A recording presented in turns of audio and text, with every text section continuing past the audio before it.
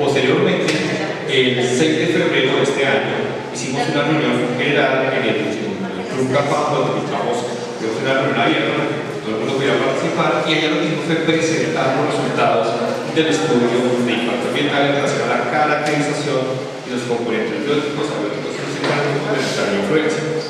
Ahora bien, si alguien aquí no pudo participar o digamos, no pudo ver los videos que están colgados en la página de la concesionaria, no hay ningún inconveniente. Nosotros tenemos una copia en línea, o si alguien tiene alguna pregunta, podemos observarlo para estar seguros de la respuesta. Perfecto.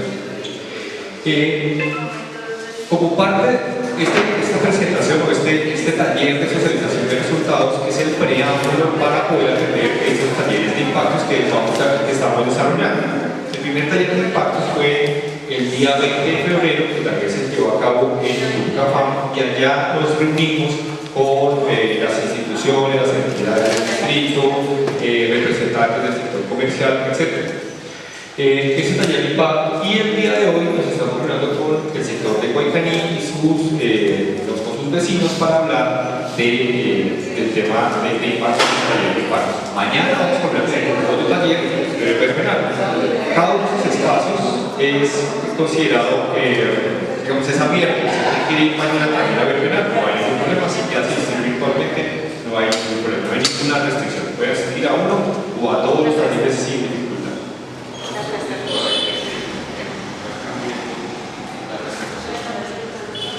Ok, ese que con la presentación en la llamada, en la gente que está conectada virtualmente, ya les vamos a dar un momento para que se conecten. Ya puedo decir cómo hago.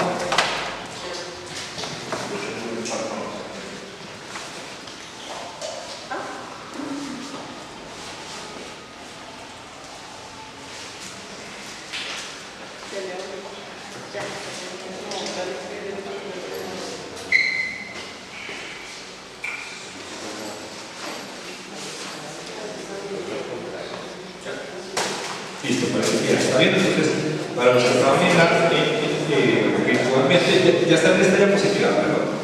No. Gracias. Buenos días.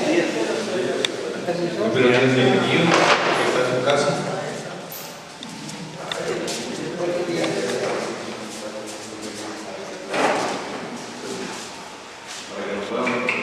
Si lo quedamos sintonizados en la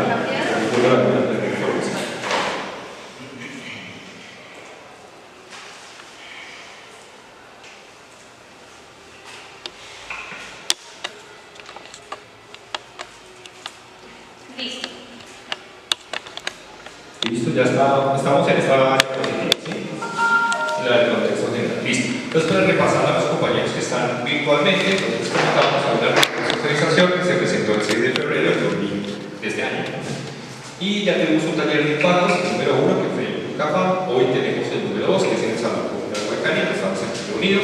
Y mañana la invitación es al de Verbenal para atender a las personas que hacen parte de esa comunidad y que nos quieran acompañar. Bienvenidos. O sea, entre más personas participen en este proceso, mejor salimos fortalecidos como proyecto. ¿Listo? Siguiente, por favor. Entonces, a modo de hacer un efecto de recordar cómo funciona este proyecto, pues es un proyecto, una alianza APP, es una concesión bajo esquema de APP, que significa alianza público-privada, 001 de 2022. Este contrato es celebrado por la ANI, que es la Agencia Nacional de Infraestructura, entidad adscrita al Ministerio de Transporte, y la firma con la concesionaria Ruta Bogotá Norte.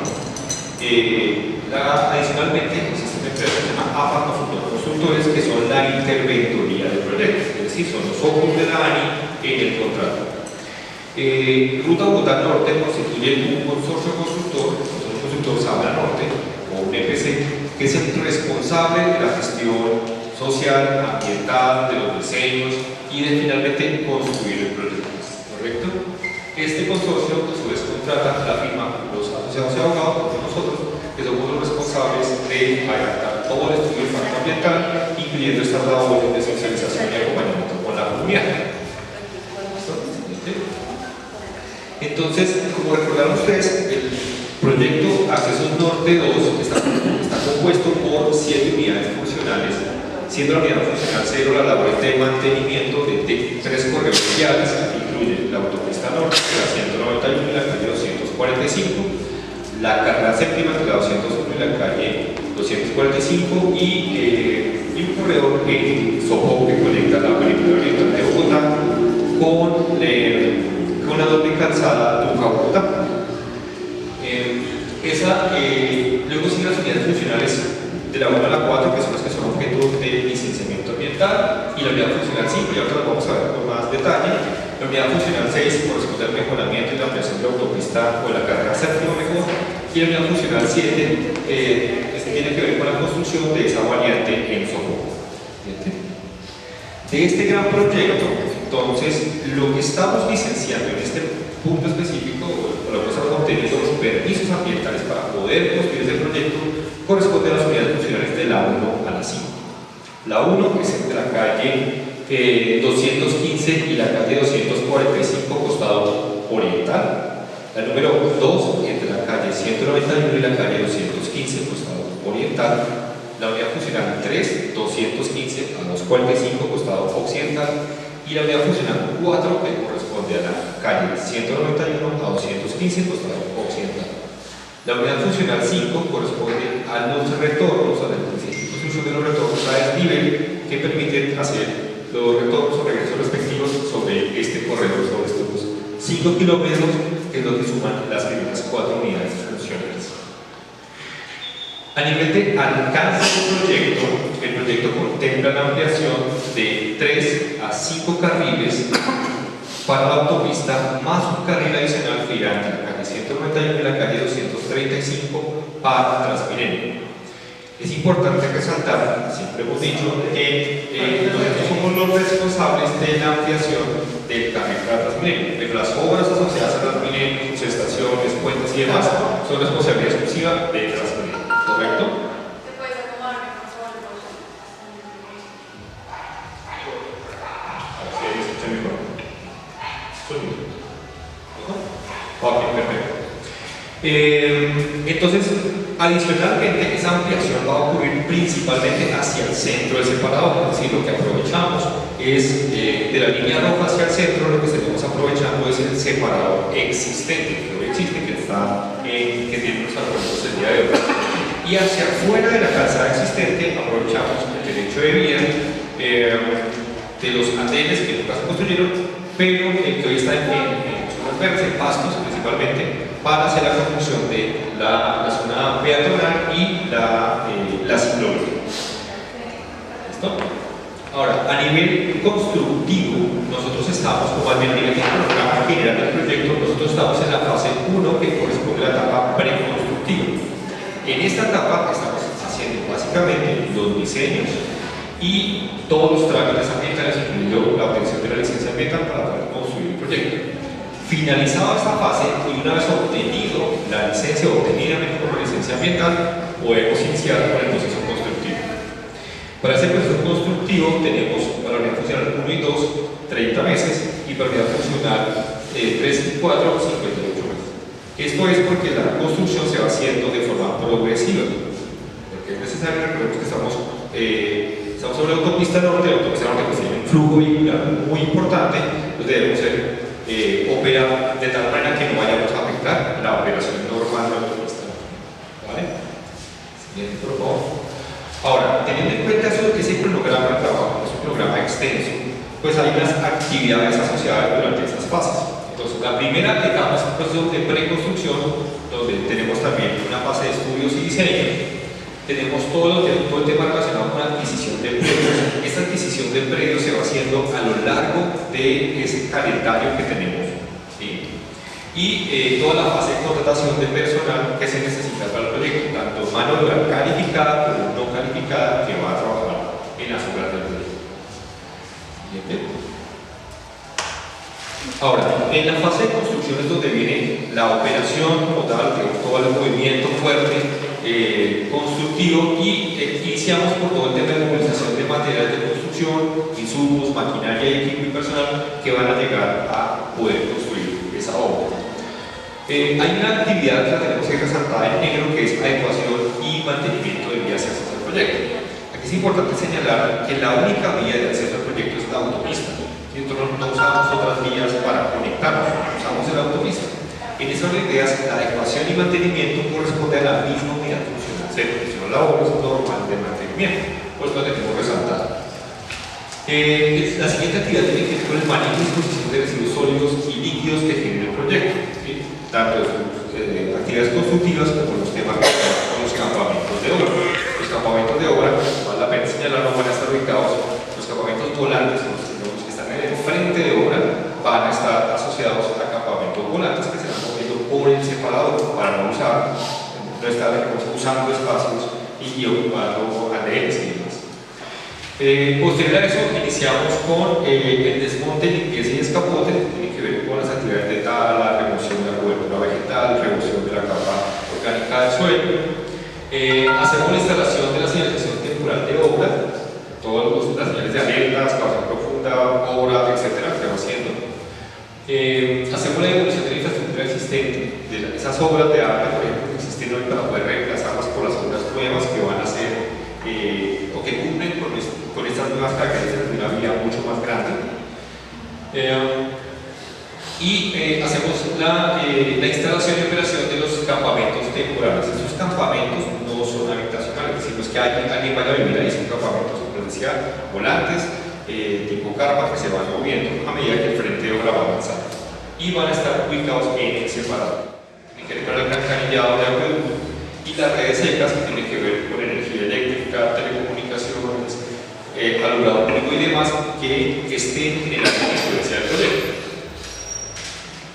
Inicia también la fase de excavación, que tiene que ver con todos los temas de hacer las excavaciones para la construcción del proyecto, y hacer las excavaciones para la cimentación de la vía, o las excavaciones profundas para la cimentación de los soportes para los puentes peatonales y los retornos. Hay una actividad relacionada con el almacenamiento de los materiales de construcción. No se pueden colocar o se ponen en cualquier parte, entonces es necesario colocar un sitio definitivo en el cual se van a manejar de forma adecuada esos materiales. Iniciamos con las colocaciones con rellenos terraplenes, empezar a colocar el material de base, subbase que van a soportar la vía.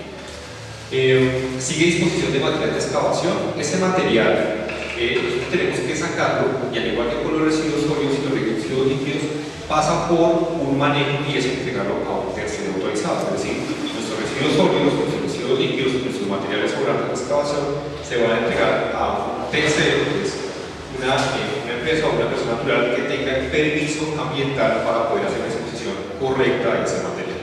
¿Listo? Se inicia con la construcción de las obras hidráulicas, alcantarillas, box y demás que se requieran para garantizar la conectividad hidráulica de los dos humedales y de los cuerpos de agua que atraviesan la autopista.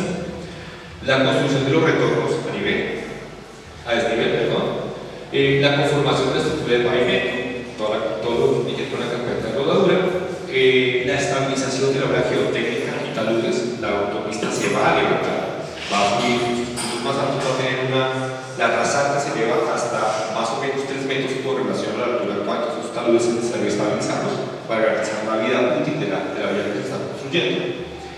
La construcción de los puentes peatonales, paraderos, andenes y ciclorruta. Señalización y demarcación vial, que incluye tanto la señalización para temas de manejo de tráfico que sigue las reglas de la ANI para hacer esa instalación, el manual de diseño geométrico de vías, y al igual que la señalización informativa relacionada con los dos humedales que tenemos para el manejo para evitar los temas relacionados con accidentalidad de fauna. Empezamos la parte ya de cierre, que tiene que ver con restauración y revitalización o recuperación de las intervenidas, que está enfocada a esos taludes, a protegerlos con gramas o con herbazas que garanticen que la lluvia no los va a degravar, pero va a permanecer en el tiempo. Y por último, el desmantelamiento y puesta en funcionamiento de cada uno de los carriles que van a entrar en la operación. Y por último, empieza la fase de operación y mantenimiento. Lo dice es operar la vía y hacer los mantenimientos normales para que ésta funcione como debe funcionar. considerar, incluyendo actividades de parcheo, viviendas, señalización, demarcación, control legal, etc. Ahora, como recordarán, nuestra influencia físico-biótica incluye no solo el área donde se van a generar las afectaciones, sino que además nosotros contemplamos las áreas de reserva de humedad del distrito, que son la reserva de Torca y Guaymaral, que están contiguas al área del proyecto. Como les mencionamos en la primera reunión, una de las obligaciones del proyecto es garantizar la conectividad hidráulica entre estos dos cuerpos de agua, pero adicionalmente no generar afectaciones directas sobre los cuerpos permanentes de agua que hoy existen. Y paralelo a ello pues están nuestras áreas de influencia socioeconómica que recogen tanto las UPLs como las UPZ de los dos planes de ordenamiento territorial, dado que estamos en una transición normativa de estos dos instrumentos de ordenación del territorio. Entonces, recordando eso, lo que hacemos ahora es que hacer una evaluación de impactos. La evaluación de impactos lo que hace es que nos permite identificar cuáles son las alteraciones sobre cada uno de los componentes, el biótico, el abiótico y el socioeconómico, tanto positivos como negativos que el proyecto pueda generar. Y esos impactos, desde el punto de vista técnico, nosotros utilizamos una herramienta que se llama la metodología de CONESA, que evalúa la significancia ambiental y la probabilidad de que el impacto ocurra. Entonces, desde el punto de vista técnico del estudio. Sin embargo, el objetivo también es enriquecer este análisis con la comunidad, con las entidades y demás, para poder identificar qué otros impactos, aparte de los que ahora vamos a ver, pueden generarse por el proyecto. Y en sus mismas palabras, poder evaluar qué actividades consideran deberíamos incluir, que sean evidentemente técnicamente viables, para minimizar esos impactos, prevenirlos o controlarlos.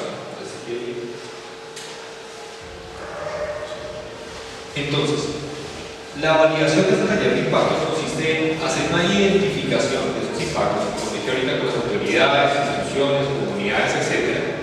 Y proponer unas medidas o unas acciones de manejo. ¿Sí? Para eso, nosotros tenemos una carpetita y una digital, donde vamos a ir mirando cada uno de esos impactos por cada uno de los componentes y los vamos a ir leyendo y analizando de forma gradual. Entonces, a partir de ahora, pasamos a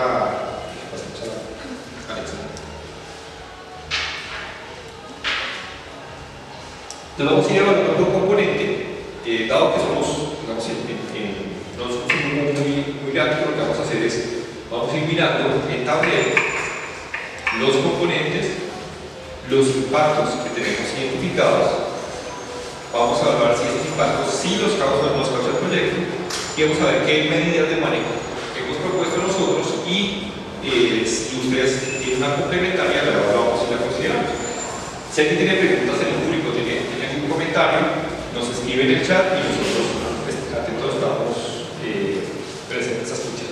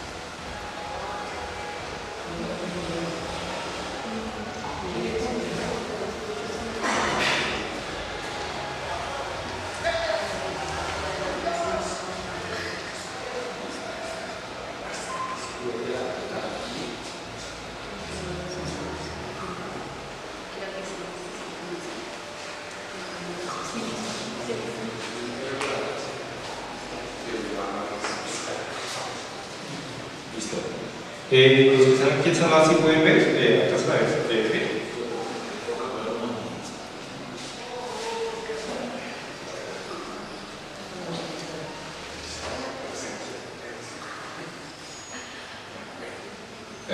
Listo. Entonces, ¿cómo funciona esta tablita? Tanto para los que están en virtual como los que estamos aquí presencial. Entonces, tenemos la primera columna son los aspectos o los elementos del entorno que vamos a evaluar. Tenemos el impacto que hemos identificado. Esos impactos, nosotros utilizamos un estándar que tiene la Unidad Nacional de Licencias Ambientales para garantizar que, digamos, que estamos en línea con las evaluaciones más recientes. Y luego tenemos donde hacemos la pregunta si el impacto ocurre o no ocurre. Y les presentamos las medidas que nosotros hemos propuesto. A esas medidas que ustedes puedan opinar y decir es necesario incluir o hacer o agregar actividades. Entonces, un momento.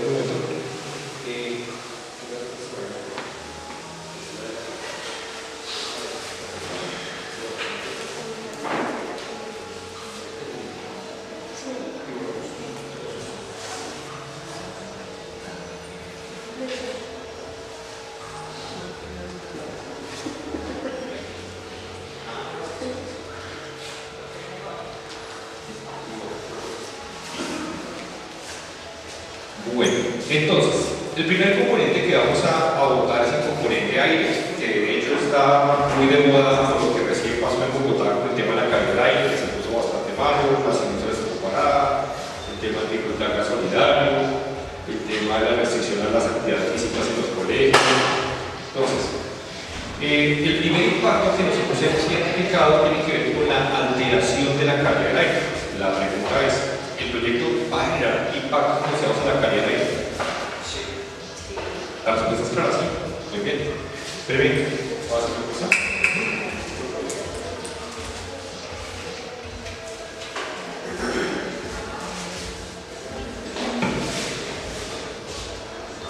Entonces, si quiere ampliar las definiciones o cualquier cosa, quiero mirar bien lo puedo hacer. Entonces, la alteración de la calidad del aire es clara. Solo porque nosotros vamos a tener una maquinaria operando que va a generar emisiones atmosféricas por la quema de combustible, vamos a tener plantas completas de asfalto, vamos a tener materiales de construcción que van a tener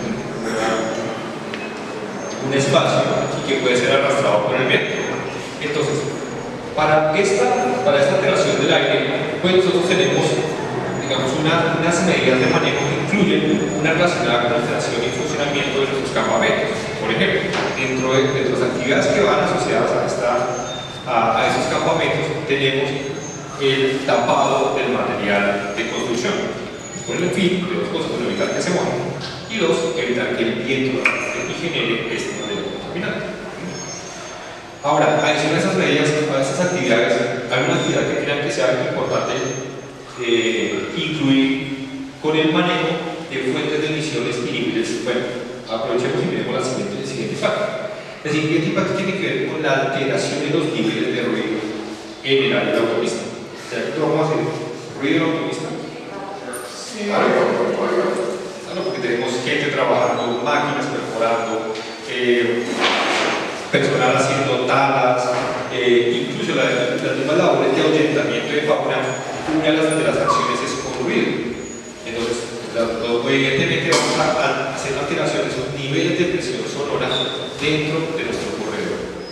Entonces, para estas dos actividades tenemos un tema de manejo de emisiones de fuentes de emisiones y niveles de ruido. El objetivo de esta medida de manejo, evidentemente, es garantizar, uno, que los niveles de presión sonora estén dentro de lo que permite. Ahora, recuerden bien que buena parte del proyecto operar de noche. Entonces, nuestros niveles de presión son diferentes a los que ocurren de día, son menores. Entonces, pregunta general: ¿qué actividades que uno podría tener en una empresa, por ejemplo, el vehículo, para disminuir esos niveles de presión sonora y de contaminación atmosférica? Esas son parte de las acciones de prevención. Pero para, por ejemplo, las plantas, ¿qué hacemos?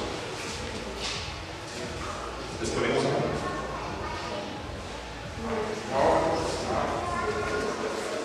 ¿El ruido? No, a las emisiones. Aquí nos podemos poner algunas plantas para las emisiones que generan. Exactamente. Filtros o sistemas, técnicamente se llaman sistemas de control de emisiones, que son dispositivos físicos, químicos de diferentes tipos que garanticen que el material no sale a la atmósfera, lo que emite está dentro del estándar permisible. Y evidentemente todo el tema de manejo de maquinaria y vehículos que entran en esta actividad de los que estábamos hablando ahorita, mantenimientos, fichas técnicas, y garantizar que siempre operen dentro de la. Si tienes alguna pregunta, tranquilo. El siguiente componente, entonces estos llados, sí generamos sus impactos, pero tenemos medidas de manejo que nos permiten operar. El siguiente componente tiene que ver, es el componente geoesférico. Entonces aquí tenemos varios impactos. La primera sería si nosotros generamos alteraciones en las condiciones geológicas. Esa pregunta tiene trampa. ¿O es impacto? Nuestro proyecto es tan grande que nosotros vamos a alterar la geología de la sabana de Bogotá. Sí. ¿Verdad que sí? Sí. Una sola tabla de árboles que van a ser gigantesca. Sí. Ok. Pero la sala de árboles es sobre es el componente flora. Pero la geología son estas rocas, gigantes, los cerros, nosotros vamos a afectar.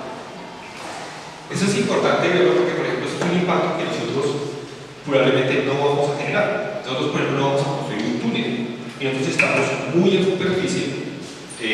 La excavación a nivel para las bases, subbases de la vía, pues alrededor de 1 metro, 1,5 metros. Y para las excavaciones profundas o puntuales, estamos hablando de 30 o 35 metros. Es decir, que vamos a alterar la geología del territorio. Este impacto, por ejemplo, no ocurre. Entonces, para que esa pregunta es interesante, porque nos permite dimensionar que proyectos muy puntuales, son 5 kilómetros en una esquinita de la ciudad. Ahora, la alteración de la geoforma, de la forma del terreno, lo vamos a alterar. Sí, claro, vamos a levantar la vía. Eso va a hacer que la forma del terreno cambie automáticamente. Entonces, este sí es un impacto que causamos. Y alteración de las condiciones geotécnicas, las condiciones de estabilidad en donde estamos ubicados. ¿Será que sí lo causamos?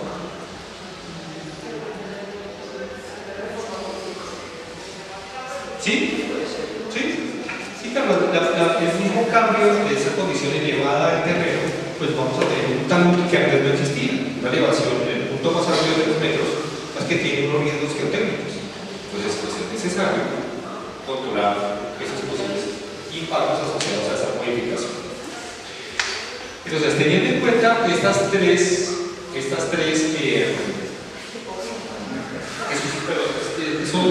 dos impactos que no aplicaría, tenemos estas medidas de manejo. El primero tiene que ver con el manejo paisajístico, porque visualmente la autopista va a cambiar. La autopista que antes era una zona relativamente plana, pues ahora va a tener un cambio en ese control.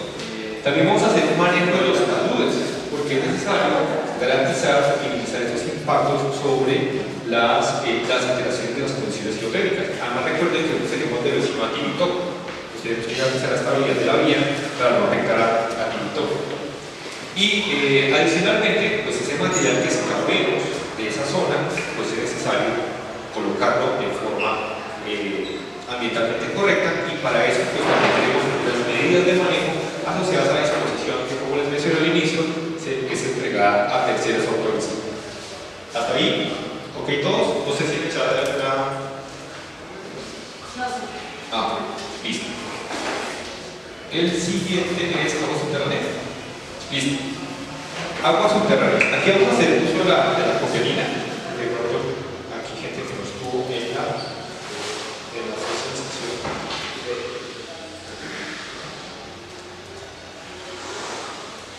Y lo vamos.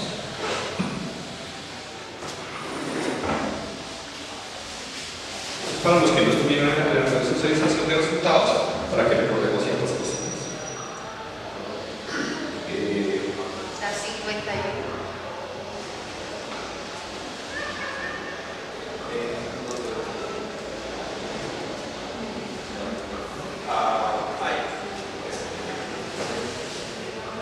Entonces, ¿ya le echaste también la misma? Listo, perfecto. Entonces, esta es la geología de donde estamos nosotros. Si quieres volvemos una cosa arriba. Pues bien, para recordar, al costado izquierdo, para los que están aquí virtual, están nuestras unidades geológicas. ¿Sí? En la parte inferior derecha hay una imagen donde hay un gris en la parte superior, es la formación más reciente, que es el Cuatracáneo, y hay una linecita en azul que corresponde al río Bogotá, y hay un puntico negro que corresponde a la autopista. Pues como pueden ver, nosotros somos un punto en estas grandes unidades geológicas y digamos, esto demuestra que nuestro impacto asociado a esa gran geología regional pues es mínimo, es despreciable. Ahora, si nosotros vemos en profundidad esas unidades geológicas, esto fue construido a partir de perfiles geológicos con los cuales usamos información de pozos. Eso corresponde al primer perfil hidrogeológico. Ahí lo que tenemos son arcillas. Esas arcillas o estos lodos que tenemos ahí, lo que hacen es que retienen el agua y se mueven muy despacio. Debajo de esa zona tenemos una zona de arenas mucho más profunda a partir de los 200 metros de profundidad, donde también hay agua subterránea, pero el agua se mueve mucho más libre. Entonces, en los primeros 200 metros hay agua, hay niveles freáticos de agua subterránea, pero no es económicamente aprovechable. Por eso, desde el punto de vista hidrogeológico se dice que es de baja importancia hidrogeológica. Pues si yo quisiera extraer esa agua, sería muy difícil. Los pozos profundos, los cuales tienen permiso o tienen concesión, tanto en la Secretaría de Ciudad de Ambiente como en la CAR, bajan de 70 o más metros para poder llegar a esas arenas y poder sacar el agua.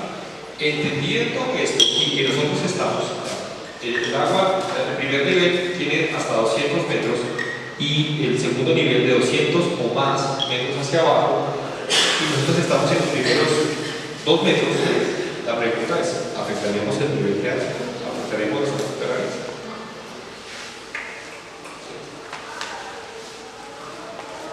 Entonces, aquí hay dos. La primera es, ¿será que nosotros afectamos la calidad del recurso? ¿Hay riesgo que nosotros podamos generar algún impacto sobre la calidad físico-química o meteorológica de las aguas subterráneas? Bajito. ¿No? Entonces, no sé. Ok. Entonces, en principio no. Y ahora, el siguiente es la oferta y o disponibilidad de recursos. O sea, que nos afectamos la demanda que un usuario puede acceder a esa agua. En ese primero, 2 metros más o menos. ¿Será que la vida genera ese impacto? ¿No? Entonces, en principio, no. No obstante, dado el tema de la sensibilidad, el proyecto igual contempla las medidas de manejo. Por ejemplo, tenemos una medida de manejo asociada al manejo de residuos sólidos, convencionales y especiales, manejo de disposiciones de los materiales de excavación, el manejo de los cruces de cuerpos de agua y el manejo de los residuos líquidos. Si bien estamos en un espacio muy pequeño, en una escala regional, pues es mejor como proyecto tener medidas de manejo que garanticen que no vamos a aplicar ese recurso. Ahora, a nivel de agua superficial, así los cuerpos de agua que están o que cruzan nuestro proyecto. Entonces, el primero es alteración en la oferta y disponibilidad del recurso hídrico, es decir, que admitimos que haya más o menos agua donde está el proyecto. El segundo tiene que ver nuevamente con la calidad físico-química y bacteriológica del cuerpo de agua. Y el último tiene que ver con la hidrogeomorfología o con la sedimentología. Eso tiene que ver con, por ejemplo, esos proyectos que afectan o hacen que los cuerpos de agua se llenen de sedimentos y se colmaten y empiezan a cambiar los lechos y los fondos de los cuerpos de agua. Eso es importante porque recuerden que nosotros estamos al lado de dos unidades. ¿Listo? Entonces, en su orden, ¿será que nosotros alteramos la oferta y disponibilidad de recurso hídrico? Mientras lo piensan, les voy a contar una cosa. El proyecto no va a hacer captación de agua. El proyecto va a comprar el agua a un tercero autorizado que se la pueda vender para sus actividades, para uso industrial y doméstico en proyectos, para los campamentos, para las plantas, etc. Entonces, ¿será que nosotros alteramos la oferta de disponibilidad de recursos hídricos?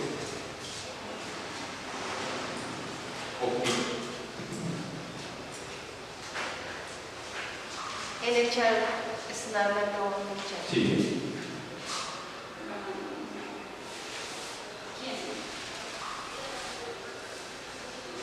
Están hablando.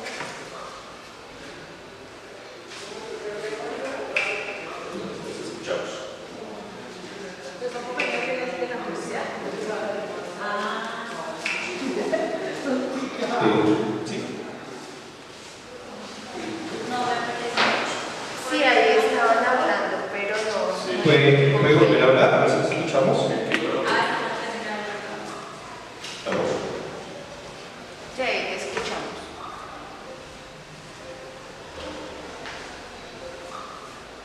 La persona que está hablando en el chat, ¿sí puede volver a hablar?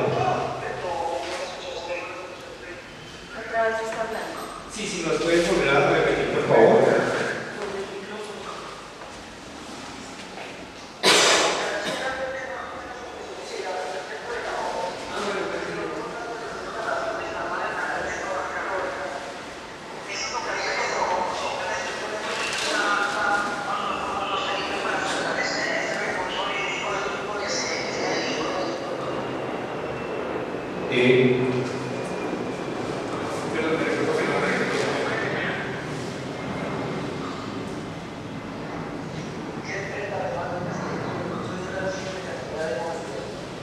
Ok. Entonces nos pregunta sobre, a ver si entendí bien la pregunta, son por dos partes. Una, que si hacemos uso de las conexiones hidráulicas del humedal que están tapadas y nosotros las cambiamos. Y la otra es el tema de que si hacemos uso del agua del humedal, es que no lo entendí. Perdón. Sigue tranquilo, voy a contarnos, no hay problema.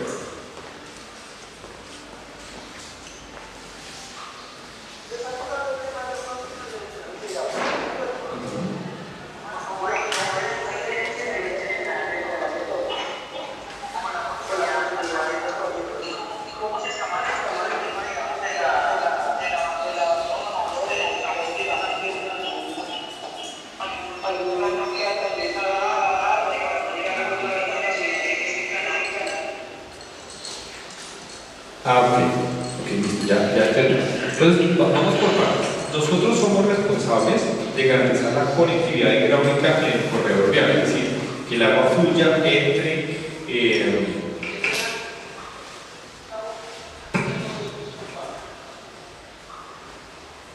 ¿Señor?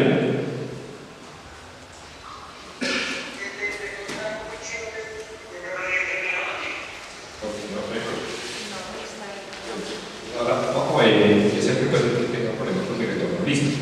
Entonces, decía.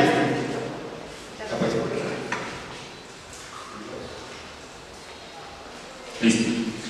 Entonces, como les decía, nuestra responsabilidad es garantizar la conectividad hidráulica entre los humedales, de Torca y de Guaymará. Para eso, el proyecto ha hecho unas modelaciones o periodos de retorno a 100 años, viendo fenómenos de la niña, etc., para todos los escenarios de cambio climático para poder evaluar los caudales máximos esperados en estos cuerpos de agua en estos periodos de retorno. A partir de eso se diseñan unas obras hidráulicas que garanticen el flujo entre los dos cuerpos de agua, pero que adicionalmente no solo es que el agua fluya, sino que debemos garantizar que no generamos afectación sobre esos ecosistemas. Es decir, el caso más crítico, que todo lo que no se va a acercar y que el agua siga fluyendo como debería fluir desde ese punto de vista. Adicionalmente, nosotros para la construcción tenemos una medida de manejo específica que se llama manejo de cruces del cuerpo de agua, que establece la forma en la que ambientalmente se van a construir esas obras de drenaje para garantizar o para generar las mínimas afectaciones posibles. Adicionalmente, nosotros hicimos un monitoreo de todos los cuerpos de agua, tanto artificiales como los canales, como naturales, en el caso de las quebradas que cruzan la autopista, plantean el escenario de línea base. Y posteriormente, en la fase constructiva, se va a hacer un monitoreo antes de iniciar las obras, un monitoreo durante la ejecución de las obras y un monitoreo posterior al finalizar las obras, para garantizar que las condiciones de calidad y de oferta del recurso hídrico estén funcionando como las encontramos al inicio. Eso quiere decir que el agua esté fluyendo, que los caudales se estén manteniendo y que no hayamos generado afectaciones tanto el recurso como recurso físico, como elemento físico, calidad física y patológica, como elemento biótico, en los temas relacionados con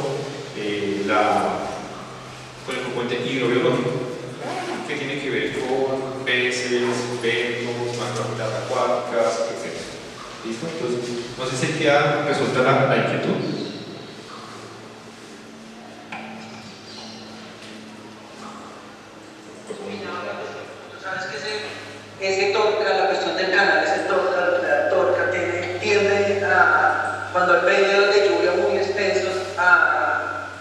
a inundarse mucho, entonces ese es el problema que está sufriendo en este momento pues, la cuestión de la autopista norte, ¿no? Que a veces es esa cantidad de agua represada y que de pronto ya pues con lo que me explican ya creo que pues tienen eso como ya uno de monitoreado e identificado. Sí, señor. De hecho, para complementar sí, se alcanzan a escuchar, no sé si se alcanzan a escuchar. Listo, perfecto. Entonces, adicional a ese complemento, señalar una cosa. La autopista tiene problemas en este momento por de la evacuación del agua a la misma autopista. No solo la que cortan. ¿Lo sé?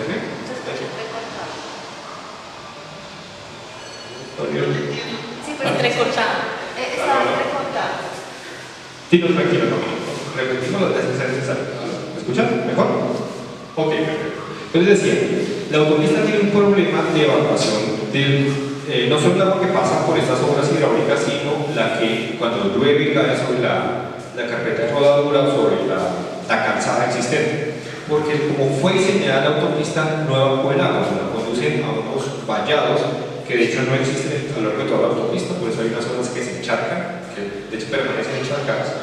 Pero evidentemente los nuevos diseños garantizan no solo la evacuación correcta del agua que cae en la autopista para evitar que esta se inunde, para garantizar la operación normal, disminuir el riesgo de los usuarios, etc. Por esos taponamientos que hay, ellos inundan.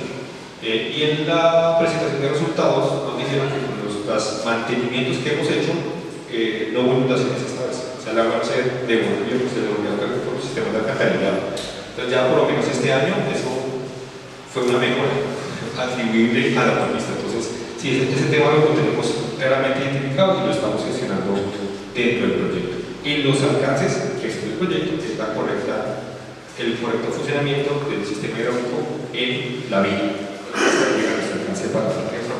Para acotar. Listo, entonces volviendo a la necesidad. Listo, no hay problema. Bueno, entonces continuando. Alteración de la oferta de el recurso hídrico. Somos prudentes, digamos que sí, porque igual estamos sobre unos cuerpos de agua que vamos a afectar o que vamos a intervenir directa o indirectamente. Entonces es mejor ser prudentes. Alteración de la calidad del recurso hídrico en principio inicial. Pues va a haber obra, va a haber corte, va a haber sobre los canales, muy seguramente habrá sedimentos, sólidos suspendidos que también se generarán.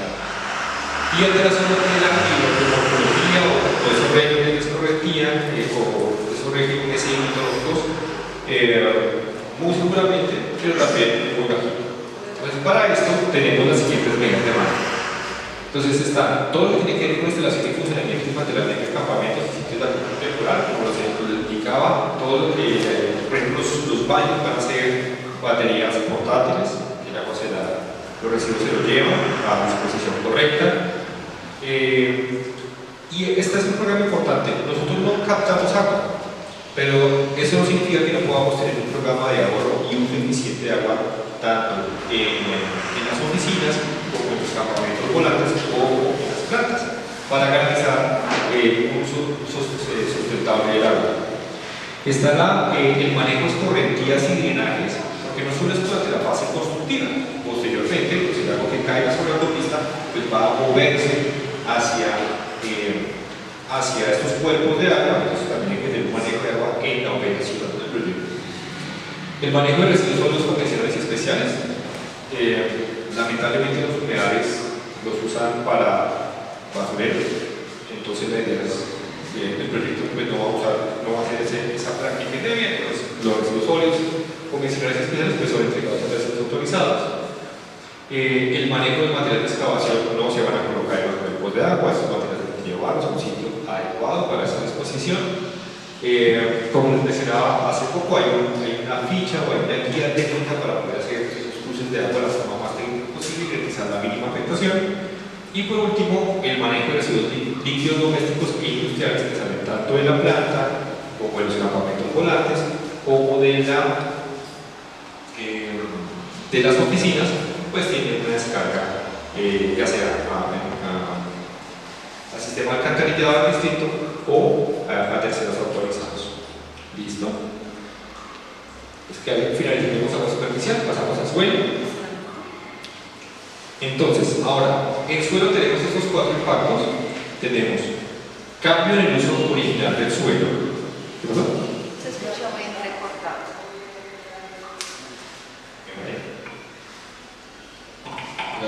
Un trípode. Ok, entonces, con respecto al componente de suelo, entonces primero tenemos cambio en el uso original del suelo, alteración de las condiciones de textura del suelo, pérdida de la capacidad superficial del suelo y potencial agrológico, y por último, cambio en la ejecución descorregida. La pregunta es, como bien lo señalaba aquí el compañero, nosotros vamos a contar, vamos a quitar, decía afectar el horizonte orgánico al suelo.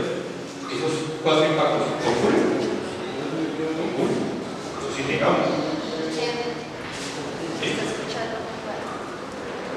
Se está escuchando muy entrecortado. No sé si es como el movimiento. Bueno, sería mejor como dejarlo acá microfoneado, ¿cierto?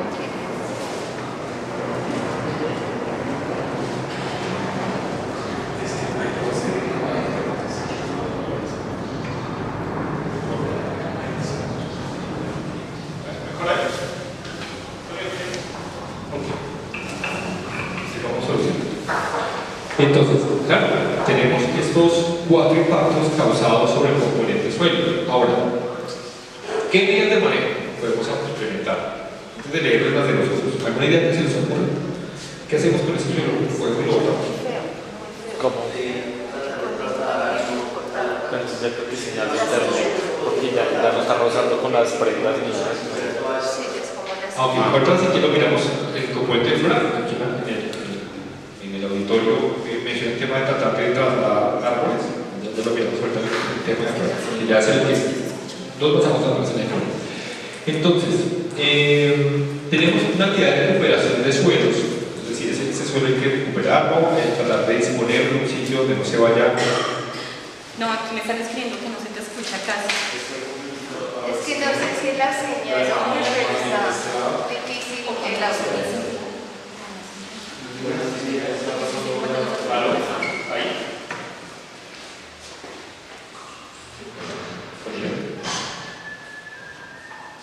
No a todos quedarme quietos.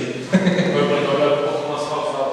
Ah, bueno, pues tal vez yo hablo como rápido, entonces puede ser eso. Sí, ahora sí está. Ok, perfecto. Entonces, tenemos una actividad relacionada con la recuperación de suelos.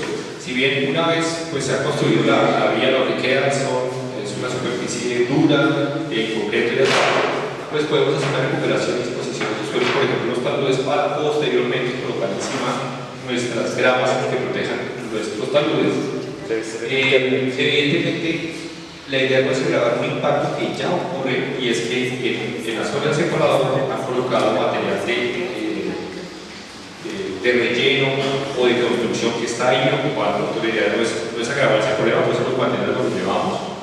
Hacemos un tema de manejo de taludes para evitar que la lluvia lave estos suelos y se pierda ese material, y un manejo de escorrentía para evitar la afectación de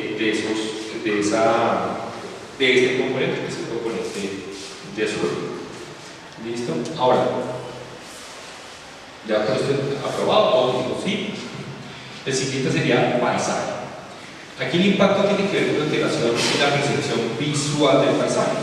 Y como bien lo señalamos al principio, nosotros vamos a generar la expansión o la ampliación de la autopista sobre el separador vial. Separador que hoy es lo que visualmente es más atractivo o más bonito, por decirlo de alguna manera, de la autopista. Entonces la pregunta es, ¿nosotros generamos una alteración de esa percepción visual del paisaje? Sí. Eso es innegable. Entonces tenemos que afectar aproximadamente 5.000 árboles. Esos 5.000 árboles, la mayoría se van a exportar, ¿no? Algunos, muy pocos, se van a poder rescatar y trasladar. Eso tiene dos razones de ser. La primera es que son árboles muy viejos, muy senescentes, técnicamente hablando, que fueron establecidos en el 90. Pues son árboles que ya por su edad, tasa de supervivencia es muy bajita. Entonces, para hacer esto, para poder disminuir el impacto, lo primero que se va a hacer es una medida de manejo paisajístico, que consiste en buena parte en hacer una tala progresiva o una prevención progresiva. Tenemos 36 meses para las primeras dos unidades funcionales. Entonces no tendría sentido ir y talar todos los árboles y generar visualmente un impacto tan fuerte. Es mejor ir haciendo progresivamente. Por un lado se va a hacer una medida de compensación del paisaje. El objetivo es hacerlo en los humedales. Porque cosa curiosa, los humedales son invisibles para los usuarios de la autopista. Cuando uno pasa por la autopista, ve los taludes, pero no ve los humedales. En el caso de Torca, que es el que está pegado a la autopista. Y ahora, cuando levantemos la calzada, los humedales van a ser invisibles. Pero los humedales, aunque son muy importantes, tienen problemas. Como por ejemplo, generación de residuos sólidos y la gente va a los colocar. Entonces, asociados a eso, la idea es trabajar con un plan de manejo ambiental que tiene esa área de reserva en algunos proyectos para mejorar esa percepción visual, esa percepción de como un sitio de interés paisajístico para los usuarios de la vía y para las personas que residen en el área de influencia. Hacia allá están dirigidas nuestras unidades de compensación. Ahora, adicional a estas, no sé si consideran otras actividades que creen que podamos incluir para disminuir y o compensar esas actividades relacionadas con el impacto que vamos a causar al paisaje de la autopista. Creo que debería circular con esta aproximadamente, no van a reemplazarse para Ok, sí. Aquí en el componente de vegetación, sí. O sea, tenemos varias medidas de compensación. Esta primera es solo por paisaje. Aparte vamos a hacer otras medidas de compensación por afectación de hecho hay más, pero no lo vamos a ver. ¿Sí? Pero sí, a la respuesta sí. Por la tala de los árboles vamos a hacer una medida de compensación. Listo.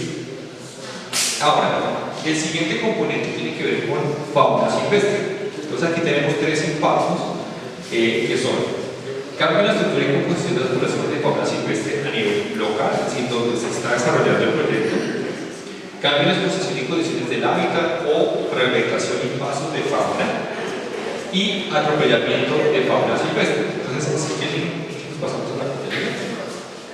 Eso es importante ver.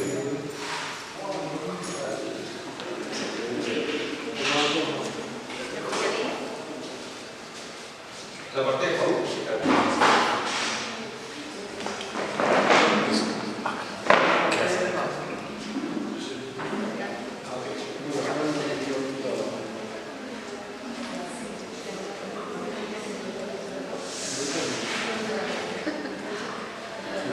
Acá hacen algo específico. Hacen algo específico, por ejemplo, la compañía. Sí, ya está más mirando. ¿Qué hoja es? Pues primero miremos esto. Resulta que en el área de influencia, desde el punto de vista de las unidades de cobertura de la tierra, en el área de influencia del proyecto, tanto en el área donde ocurre el impacto que estamos trabajando, como en su área de influencia físico-biológica, no hay bosques, no hay cobertura vegetal natural, esto es un hallazgo bastante particular. Nosotros creíamos que en esta zona de los brazos de la unidad de Coimbra había bosquecitos, lo que hay son pino, acacia y eucalipto. ¿Sí? Recientemente se han empezado a desarrollar acciones de reforestación con especies nativas en este brazo, pero son áreas muy pequeñas que a la escala de trabajo no son visibles. Entonces, ese es un tema importante. ¿Sí? No obstante, y a pesar de eso,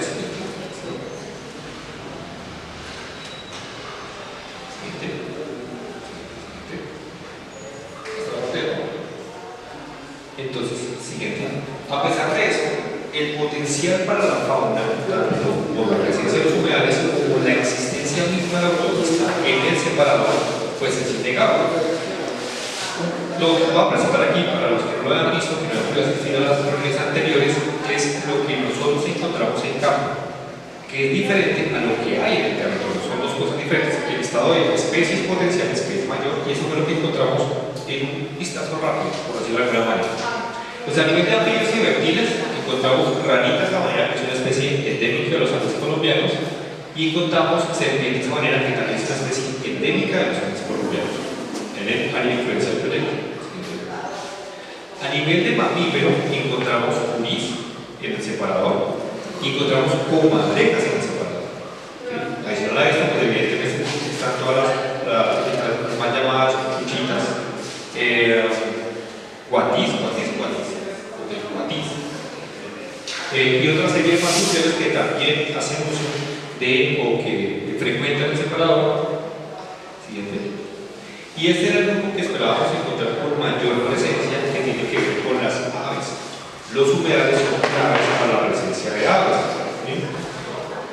Entonces, a pesar de la ventana tan corta, miren los resultados tan contundentes. Encontramos, logramos registrar 552 individuos de aves, distribuidos en 63 especies, 15 órdenes y 30 familias, que es un número bastante considerable. Logramos registrar 4 especies endémicas, 2 especies casi endémicas, 2 especies amenazadas y, muy importante, 9 especies migratorias que usan o descansan en los humedales. Entonces, tengo en cuenta ahora sí estos resultados. Entonces, la pregunta sería si estos dos primeros impactos, a ver, los dos primeros, si habrá afectación en los cambios en la estructura de composición o si afectaremos los temas de los pasos de barro. ¿Qué creen? Que sí, es innegable. El proyecto evidentemente va a generar esa afectación sobre la fauna silvestre. Y ahora el siguiente, que es un tema muy serio, que la ANI de hecho lo tiene identificado, y es el tema del atropellamiento de fauna silvestre. Es una vía, los animales intentan pasar y uno seguramente ocurrirá este mal. Entonces, evidentemente sí, tenemos ese impacto. Ahora, antes de ver las propuestas de nosotros, la pregunta sería, bueno, ¿cómo manejamos eso? ¿Cómo hacemos con fauna? ¿Qué creen que podríamos hacer? En el chat.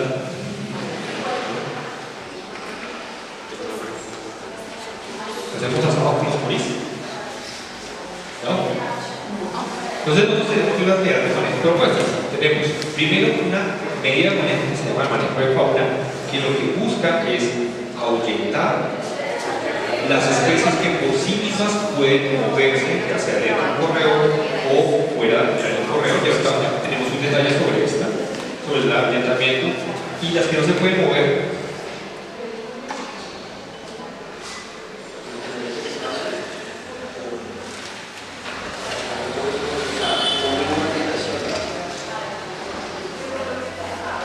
Pues, digamos que hace una mínima afectación, sí. Pero una cosa importante, el separador no desaparece. El separador permanece por lo menos con 3 líneas de árboles a cada lado, 2 o 3 líneas de árboles a cada lado. Entonces van a seguir, el sistema sigue existiendo, porque tiene menor extensión. Ahora, esa es una primera medida, garantizar que se haga la mínima afectación posible y que solo se corte donde es necesario cortar. Sí, excavar y eso. Sin embargo, pues es necesario excavar. Y por ejemplo, las serpientes aquí en la sabana tienden a enterrarse. Entonces lo que debemos hacer es rescatarlas y reubicarlas, llevarlas a un sitio que sea donde las condiciones de su supervivencia. Esa actividad se llama rescate y traslado y aplica para todas las especies, incluyendo aves. Entonces en aves se hace el reto, porque las aves anidan en los árboles. Entonces también tenemos que hacer un rescate y un traslado, una evaluación. Desde hace rato, pero es que creemos que pronto sea la señal desde acá. ¿De pronto sea la señal? ¿Qué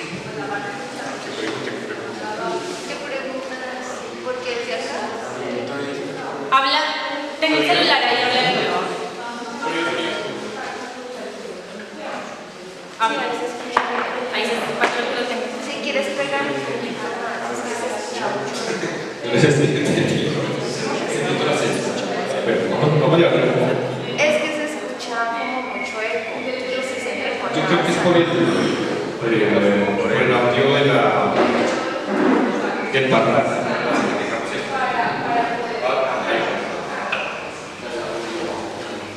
Sí, porque están solicitando que se mejore el sonido. Sí, creo que el problema es por el eco que genera el parlante. Y se abrió Ah, lo dice un poco el parlante. Vamos a ver aquí, es que parece que tenemos ese eco del sonido presencial.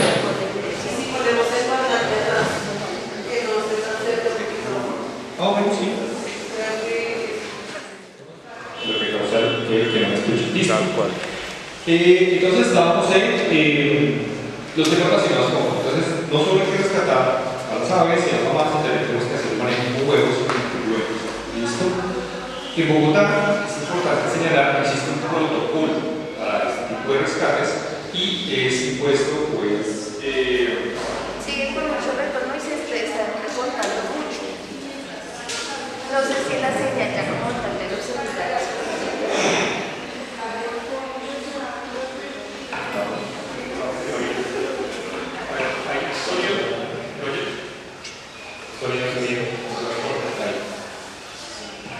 vamos a pegar el micrófono acá a ver si funciona. Está con mucho eco. ¿Mucho qué? Mucho vacío, mucho eco, te escuchas muy lejos.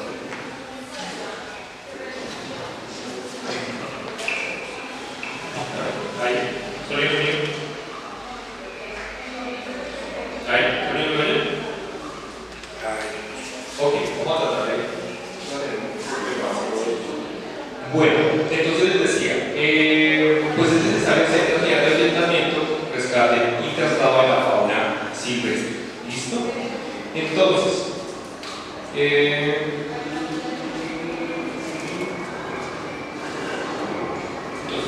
rescate orientamos a la fauna, para que una idea es orientar la fauna que se puede poner por sí sola.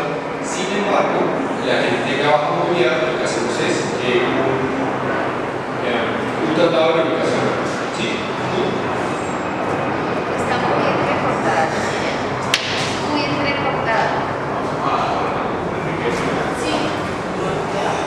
Tony, acá me lo a veces estos datos y no me hacen. A ver, acá. Sonido. Es que hasta cuando tú metes en el bolsillo se escucha.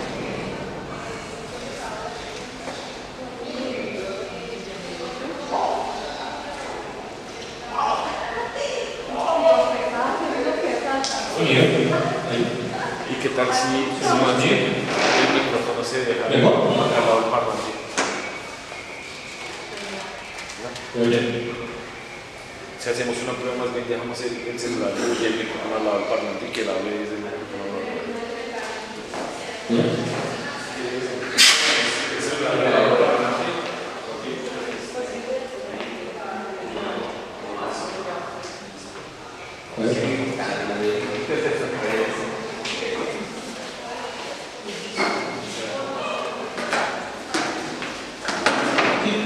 Cerramos ahora.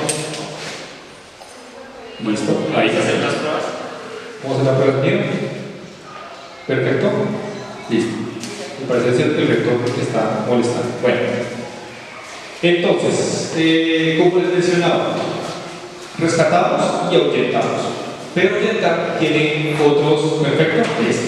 Entonces, ahuyentar también tiene un pero. Resulta que nosotros somos vecinos del proyecto del aeropuerto Guaymaral. Y el aeropuerto Guaymaral, sus principales usuarios corresponden a escuelas de aviación y estudiantes de vuelo. Entonces, el ahuyentamiento en el caso de la avifauna tiene una restricción, es que no podemos, digamos, usar una palabra muy coloquial, espantar todas las aves al mismo tiempo, porque podemos generar riesgos a la operación del aeropuerto. Para esto nosotros ya nos hemos puesto de acuerdo con el aeropuerto y lo que vamos a hacer es que semanalmente le vamos a informar la programación de en dónde y a qué horas estamos haciendo los ahuyentamientos para que ellos tengan claro que puedan coordinar su operación de vuelo y de esta manera disminuir este posible riesgo. Para el tema de la fragmentación y pasos de fauna, pues también tenemos que hacer un manejo de la flora que estamos talando, el manejo del aprovechamiento forestal, un manejo de la remoción de la cobertura vegetal y el descapote para garantizar que la operación minimice la afectación sobre la fauna. Va a haber un programa asociado con la protección y conservación de los hábitats de fauna que va a estar enfocado evidentemente en esta zona rural. Un programa de conservación de las especies faunísticas endémicas con peligro de extinción y adicionalmente tenemos una actividad de revitalización de áreas intervenidas y por último unos temas relacionados con la capacitación, educación y sensibilización tanto del personal que trabaja en el proyecto como hacia las comunidades que viven en torno a los humedales y al corredor vial, porque muchas personas que estamos acá o que somos usuarios vivimos ni siquiera sabemos la fauna que existe. Hay personas a las que les hemos presentado estos resultados y no se imaginan que las sabanas de serpientes, por ejemplo, de granitas. ¿Listo? Sobre este hay un punto importante, ahora sí funciona perfectamente. Debe de solucionar. Listo. Entonces, en este punto vamos a parar acá y vamos a ir a hacer un break. Dichosos los invitados a la cena este año. Entonces, quienes están aquí, vamos a pasar a un refrigerio. Y los que están virtualmente, todos los invitados al cafecito y ya nos vemos en 15 minutos. Muchas gracias. Einer. Y para eso, lo que vamos a hacer es un programa de conservación que ubica los ecosistemas estratégicos, las áreas protegidas y áreas prioritarias y o áreas naturales protegidas. Es decir, vamos a tener todo un programa que involucra la protección de los ecosistemas acuáticos y de estas zonas de reserva isla húmeda. Entonces, ¿listo? Acabamos este paso. Ahora, vegetación. Todo lo que tiene que ver con los árboles que están en separador y con las especies epífitas vasculares y demás que están en el separador. Entonces, si quieren que pasemos un momento así a la comilina. Nos devolvemos. Entonces, resulta que nosotros tenemos un inventario forestal al 100%, porque tenemos más de 7.900 árboles alrededor de todo el corredor. Con el objetivo de saber uno a uno los árboles que están en el área del corredor vial, para luego saber cuántos vamos a intervenir. Necesariamente es necesario intervenir aproximadamente 5.000 árboles. ¿Listo?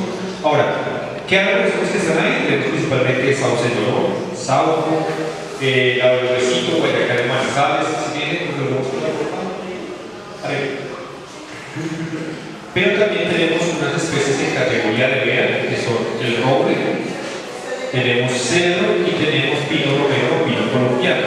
Estas especies tienen una categoría de protección especial y pues tienen las medidas de manejo adicionales, que son especies o vedadas o amenazadas. ¿Listo?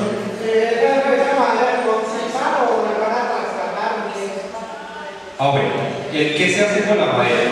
Hay dos destino uso final de la madera. Entonces, la primera labor consiste en aprovechar la madera hasta donde sea posible para el proyecto. Estacas, pósteres, instalaciones de señales temporales, todo este tipo de cosas. Instalaciones de luminarias, donde vamos a aprovechar esa madera, la vamos a aprovechar. La restante se tiene contemplado la donación a los usuarios, a la comunidad. O sea que yo necesito poder ir y hacerse beneficiario de la donación de la madera. Hay dos condiciones. La primera, no puede ser usada para quemar, o sea, para leña.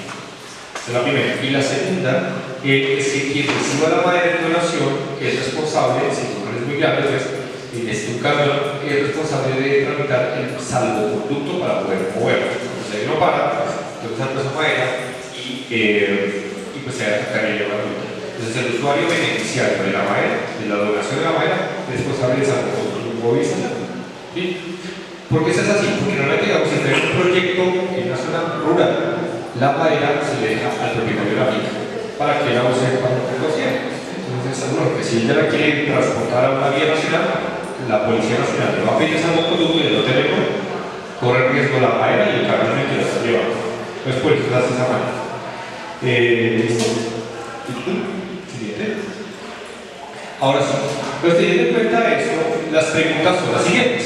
Primero, nosotros hacemos cambio en la composición florística y las coberturas vegetales. Si vamos a cambiar esa estructura que hemos separado,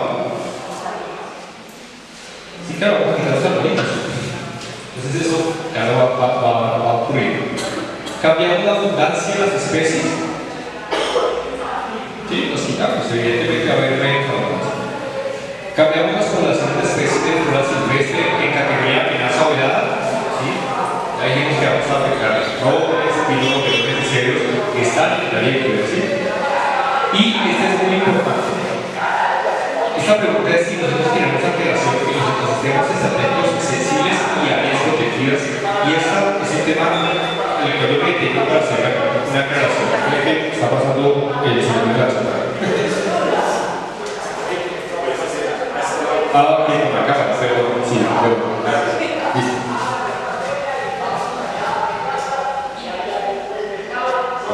Voy a intentar. Ok. ¿Cómo se llama?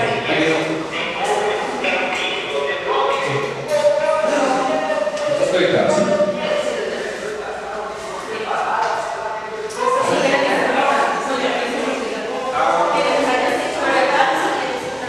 Poner el altavoz para que pueda charlar. ¿Listo? Entonces,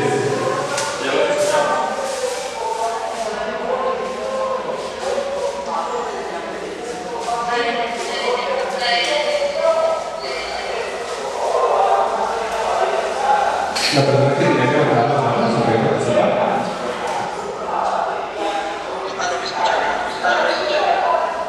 Sí, señor, lo escuchamos.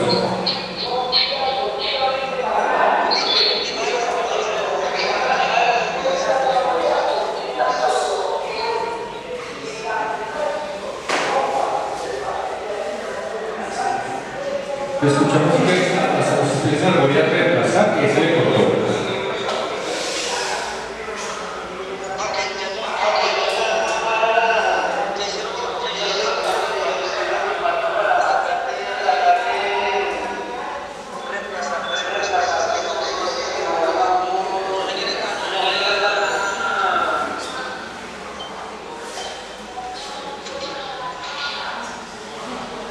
¿No tiene tanta estupidez?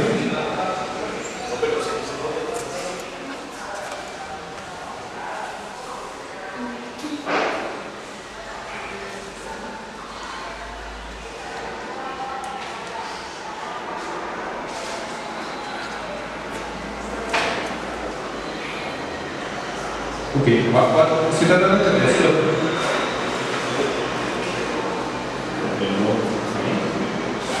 Si puedes escribir una pregunta en el chat, pero creo que está preguntando sobre las especies que vamos a utilizar para los efectos de la medida compensatoria. Y ahorita les aclaro este tema, pero sí, digamos que hay uno se basa en el ecosistema de referencia para escoger las especies que va a utilizar. Es decir, no podemos ir a generar finas para limpiar casi especies nativas.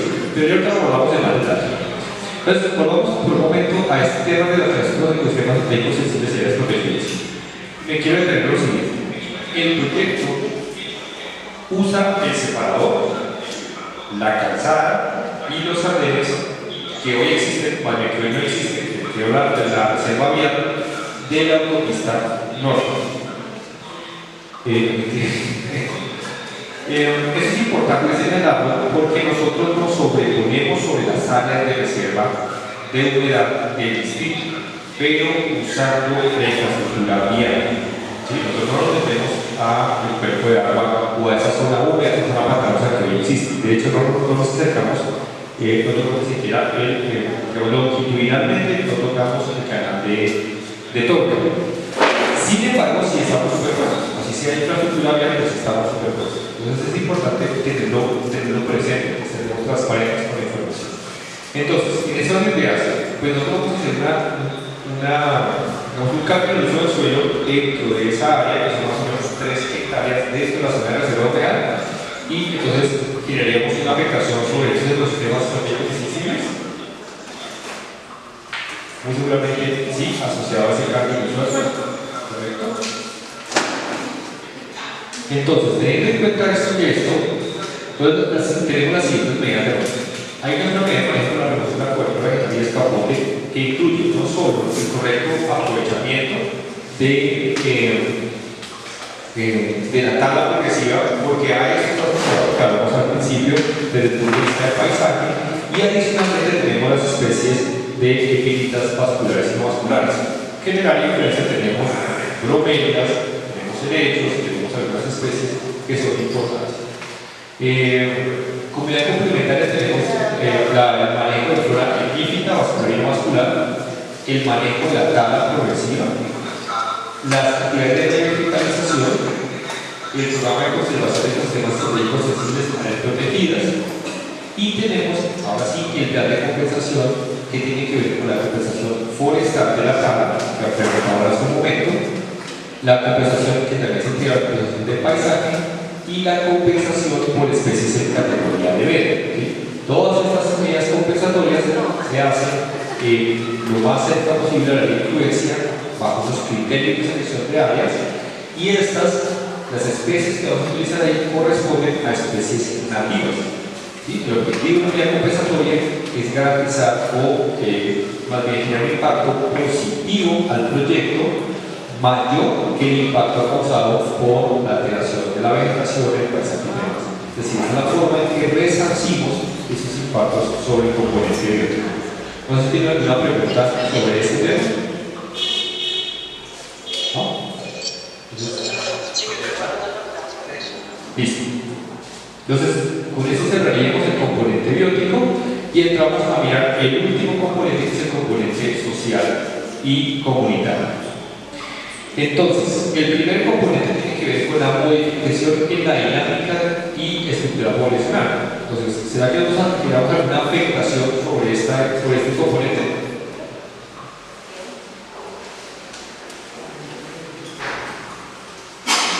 ¿Ustedes qué opinan?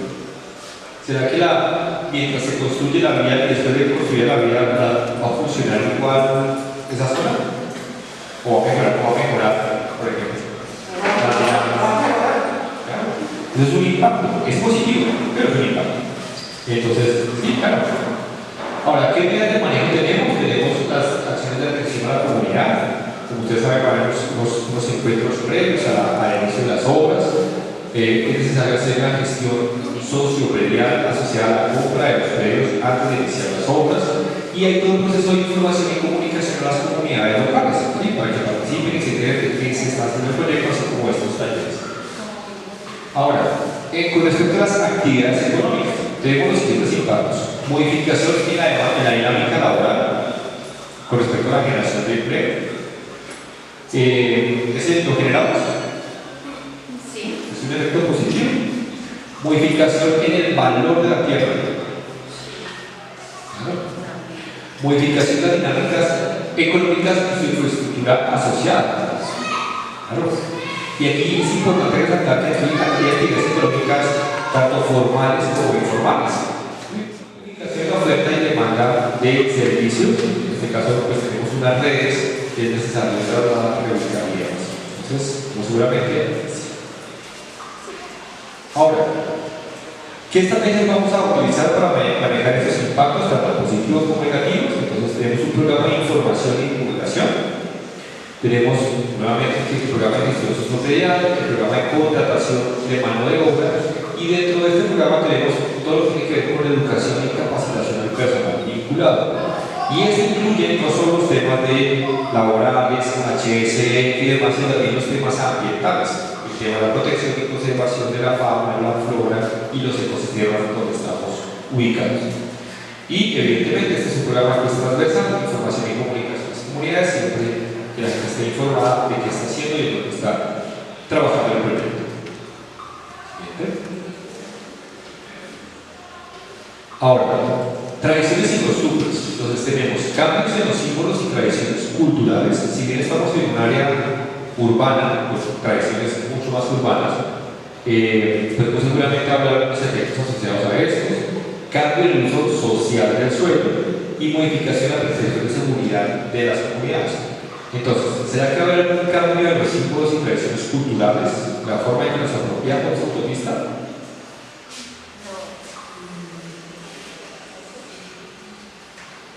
¿Será que sí? ¿Será que no? No creo que haya un... No, entonces no. Cambio el uso social del suelo. Por ejemplo, ¿ha podido recorrer los andenes de la autopista norte? Nunca se construyeron. Son zonas verdes con pasto verde, reconformadas. Entonces, ¿va a haber un cambio en el uso social? ¿Lo vamos a poder hacer? Claro, van a haber andenes. Entonces, es un efecto, sí, muy seguramente es un efecto positivo. Y modificación de la percepción de seguridad de las comunidades. Entonces, ¿será que van a cambiar la seguridad de la autopista norte? Es una vía más amplia, iluminada, funcional. Sí, claro. Entonces, asociado a esto, por ejemplo, tenemos un programa asociado a la cultura vial y participación comunitaria. Ese tema de la cultura vial es muy importante, que tiene que ver con la seguridad, la prevención de accidentes, los límites de velocidad, etc. Capacitación y educación y sensibilización, pero en este caso enfocada a la comunidad que usa tanto los usuarios como los que viven en torno al área de este proyecto, atención a la comunidad e información y educación, que es lo van a ver en todas las medidas. Organización comunitaria, entonces, modificación de la capacidad de gestión de la comunidad, la forma en que se organiza y desarrolla sus actividades, modificación de la capacidad de gestión de la administración municipal y la posible generación de conflictos socioambientales. Entonces, ¿será que generamos esos impactos en la autopista? Esto es lo que merece. ¿Sí?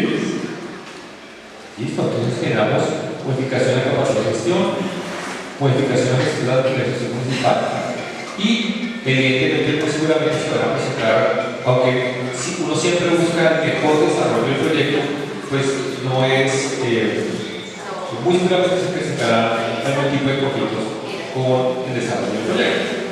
En esas medidas tenemos un programa de atención a la comunidad, el programa de capacitación, el programa de gestión sociotemporal, el programa de información y educación, y hay un programa muy específico asociado a la apoyo a la capacidad de gestión institucional que hace parte del programa de gestión social, pero aterrizado a los alcances de ley. ¿Listo? Y atención a peticiones, quejas y reclamos. De hecho, esto también hace parte del programa de gestión social de la vía.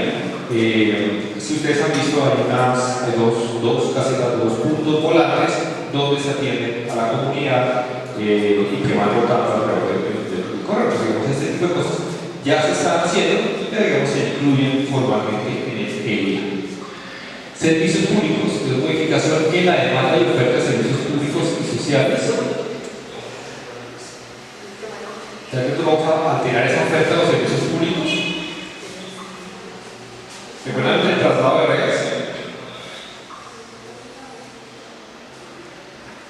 Entonces, muy seguramente sí, pero es un impacto muy temporal, porque será necesario hacer una operación de traslado de las líneas de telecomunicaciones, de las redes hidráulicas, etc. Ahora, modificación en la movilidad vial. ¿Será que vamos a modificar la movilidad? De hecho, es un impacto que estamos buscando. Queremos causar esto, mejorar la movilidad vial, que asociado a esto mejoramos temas ambientales, sociales, de calidad de vida de las personas que viven o usan la autopista.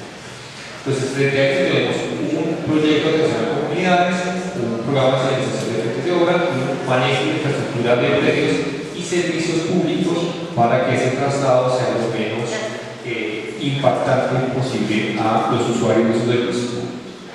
Y el último impacto tiene que ver con los elementos de los antepasados relacionados al patrimonio arqueológico. En el área de influencia ya se hace una prospección arqueológica, el potencial arqueológico es medio bajo. Esto debido a que la vía cuando fue construida, pues en el 50 no había un plan de manejo arqueológico, hicieron las excavaciones y ese material, el potencial se vio afectado. No obstante, pues es posible que haya vestigios arqueológicos cuando empecemos a hacer las excavaciones. Entonces la pregunta será que hacemos una aplicación a la arqueología, a los componentes arqueológicos. ¿Sí? ¿No? ¿Bajito? ¿Sí? No creo. Bueno, entonces decimos que Sin embargo, y aquí quiero ya para finalizar esta parte, volver a recordarles. Todo lo que tiene que ver con el patrimonio arqueológico, la responsabilidad, más bien la autoridad competente de ese Instituto Colombiano de Antropología e Historia, que ICANN, no la ANA. Nosotros presentamos un estudio de impacto ambiental para la ANA, que es la Autoridad Nacional de Licencias Ambientales, que es la autoridad ambiental competente para pronunciarse sobre nuestro trámite, nuestra licencia ambiental. En ese orden de ideas, lo que le presentamos a la ANA es el diagnóstico arqueológico y unas medidas de manejo sobre el mismo, pero quien las aprueba es el ICANN. ¿Listo? Si el ICANN solicita una modificación sobre ese plan de manejo arqueológico y sobre esa arqueología pública, pues se deberá hacer unos ajustes y aplicar lo que diga el ICANN, que es el que manda la materia. ¿Listo? Para que lo tengamos claro. Entonces, esto es más un tema de información al área. ¿Alguna pregunta hasta acá? ¿Comentarios, sugerencias? La primera parte dice que va hasta la 235. Entonces, para hacer el recorrido, unidad funcional 1 de la 215 a la 245 y la unidad funcional 2, 191 a 215. Unidad funcional 3, de 215 a 245, costado 200, y 191 a 215.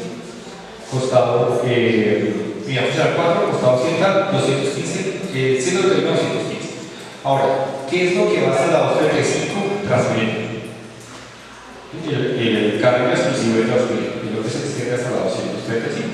Es decir, entre la 191 y la 215 tendremos 6 carriles, solo que uno es el Transmilenio. ¿Y cuál viene de mercado? ¿Transmilenio? No, ese no. Es así, los coches. Porque como les decía al inicio, las obras de Transmilenio, sus estaciones, sus redes, etc., todo lo que tiene que ver con sus obras son responsabilidad de Transmilenio. Nosotros les dejamos el ATEN construido para que ellos puedan arrancar su obra. Entonces, eso sí depende de Transmilenio y su programación. Ya son dos entidades independientes. ¿Listo? ¿Preguntas? ¿En el chat alguna pregunta? ¿No? Qué pena, como yo llegué tarde, No, ya habíamos no. una pregunta de tiempo que se va a llevar la obra. Ok, si ya habíamos enfocado, hay problema. Acá. Entonces, estamos en la fase preconstructiva. ¿Sí? Este momento estamos acá, que lo que estamos haciendo es toda la fase de estudios y diseños. Esperamos finalizar esta fase y iniciar más o menos el 24 de diciembre de este año la fase de construcción y arrancamos las unidades funcionales 1 y 2 y por eso tenemos 2 años y 6 meses. ¿Por qué se demora tanto? Porque no es que se demore, porque está programado de esta manera, porque tenemos unos usuarios de una autopista de las autopistas más importantes de Bogotá que tienen muchos usuarios. Entonces hay un plan de manejo de tráfico que debe garantizar que mínimo siempre haya 3 carriles en operación. Entonces, para garantizar esa operación necesitamos un tiempo más prolongado. Y posteriormente iniciamos una unidad funcional 3 y 4 que se extendería durante 58 meses la construcción y por último la unidad funcional, que son los pasos a desnivel, tendríamos hasta 66 meses de construcción. Ahora, el objetivo del consorcio constructor es optimizar estos tiempos, pero no hacer uso total, sino lograr optimizar lo más rápido posible. Y un tema importante, dos cosas para la mayor construcción va a ser de noche y se va a hacer construcción y nivelación. Entonces, yo acabo también, lo libero para que esté en operación. Acabo el siguiente, lo libero para que esté en operación. ¿Listo? Entonces, esta es la idea. A medida que vamos terminando obras, pues se va poniendo en funcionamiento para que nos pueda empezar a aprovechar. ¿Tienes conocimiento de cuando ya se inicie lo que es la excavación y todo eso y el movimiento digamos que estamos hablando de la autopista norte, la cantidad de carros que vienen del norte y todo eso, o sea, ¿qué alternativas tienen ustedes proyectado días antes? Ok. La entrada y la única vía que nosotros contemplamos es la autopista. Entonces, a nosotros nos ocurrió la autopista y se restricción de la autopista. Por eso el plan de manejo busca garantizar, el plan de manejo técnico debe garantizar 3 carriles en operación para que siempre esté funcionando al menos como funciona hoy. ¿Sí? Y además que vamos a avanzar en un rato librando para que vaya mejorando esa movilidad. Pero vías alternas a la autopista, porque además el corredor no lo permite. Si tú entras por el 45, no hay por donde colgar. Quizás no solamente hay uno por donde colgar. No, va a estar por la 222. No tiene por donde colgar. Por eso el carril, que es la única vía que se opera y mantiene es la autopista. ¿Sí? Para el efecto del corredor de la autopista. O sea, por la séptima, no, y por el lado de la economía, Porque el diseño del plan de manejo de tráfico está diseñado para que siga operando la vía con normalidad. Estamos en oro, pero está de operar normalmente. Ese es el resto. Con todos sus usuarios, que son muchos. Bueno, entonces con esto damos por cerrada la reunión y dada la metodología que mencionamos al principio, aprobamos todos los impactos del plan de manejo. Entonces, finalizamos la reunión, finalizamos el acta. No sé si darle las gracias a los que pudieron venir hoy presencialmente, con las personas que están conectadas en el chat. Muchísimas gracias. Y mañana, los que quieran participar, también igualmente, presencialmente, nos vemos a las 2 de la tarde en reunión.